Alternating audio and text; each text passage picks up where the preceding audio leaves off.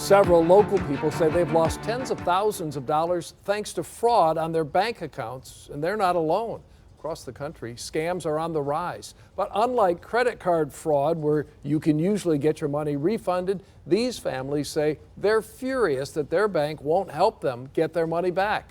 7 investigator Heather Cataldo joins us live in the studio with more on this.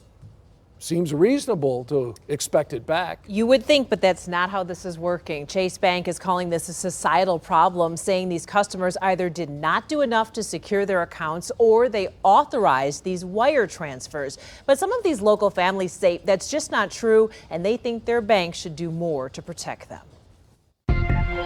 It's just very frustrating that they don't care. I've been very, very upset for a year, to the point where sometimes I think I might be having a heart attack. There's nobody on your side. There's nobody to help you. Amber, Bill, and Ann all say they lost huge chunks of their savings to scammers, and then they were shocked to learn that their bank would not help them get their money back. It's hurtful. So it's our hard-earned money that we worked for, and it's all gone. Amber says she had just left the Chase Bank branch in St. Clair Shores in January when she got this text on her phone. It looks like it's from Chase, alerting her to fraud on her account. I immediately called Chase, and I was going through the prompts, and when I was going through those prompts, I received a phone call from Chase. They knew my name, my accounts, they knew the balances. They knew everything. And they said to secure the account, we have to move your money. But Amber quickly learned she had been on the phone with a scammer who tricked her into making a wire transfer to what she thought was a new secure account. And now she's missing more than $17,000.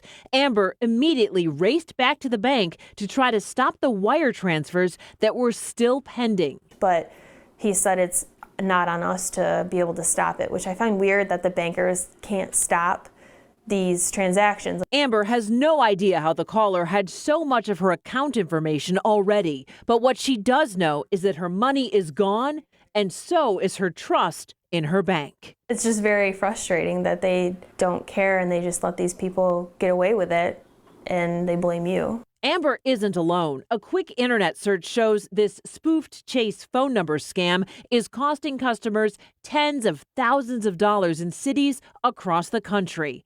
And that's not the only fraud that Chase customers say they're facing.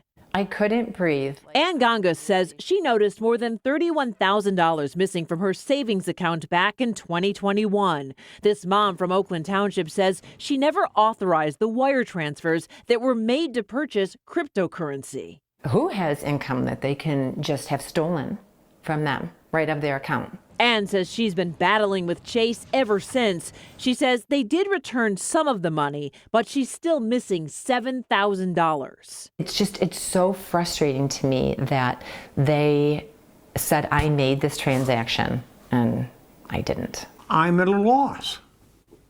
I need help. Bill Brown says last February he noticed $35,000 had been wired out of his Chase Home Equity line of credit account. A few days earlier, he says he got an odd phone call about his computer being hacked, but says he does not think he gave the caller any personal information.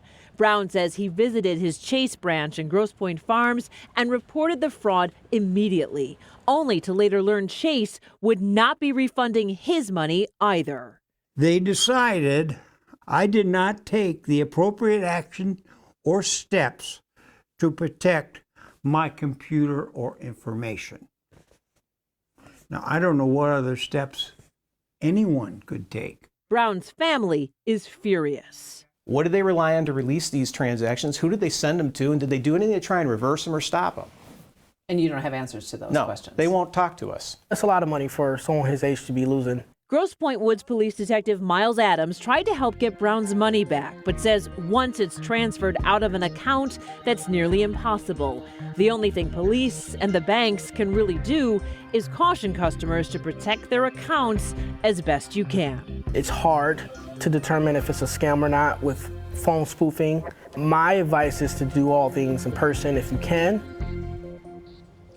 A Chase spokeswoman would not talk to us on the record about these particular cases, but did tell us they're urging all consumers to ignore phone or internet requests for money or access to their computer or bank accounts. She says legitimate companies will not make these requests, but scammers will. We have more prevention information and details about how you can report these crimes to the federal government at WXYZ.com. It is important to report it to the feds, but that FDIC insurance does not apply for situations like this. So once that money's gone, you're probably not going to get it back. Yeah, that is very, very sad. Now, if Chase is saying you've got to do more to protect your accounts, are they telling customers what to do to better protect their accounts? These customers would argue no. Yeah.